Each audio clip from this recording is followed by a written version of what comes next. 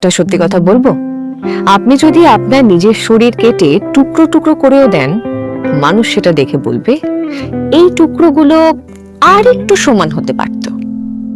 আমরা আজীবন কাটিয়ে দিই অন্যদের ইমপ্রেস করতে গিয়ে। আমরা ভাবি সবার হাতে হ্যাঁ মেলালে হয়তো সেই সবাই আমাকে ভালো বলবে, কিন্তু বিশ্বাস করুন, কখনো কখনো সবাইকে খুশি করার চেষ্টা করা আর নিজের পায়ে কুড়োল মারা দুটো একই কথা। যখনই আপনি অন্যদের জন্য অ্যাভেলেবেল থাকতে শুরু করবেন, ঠিক তখনই মানুষ আপনাকে সস্তা ভাবতে শুরু করবে।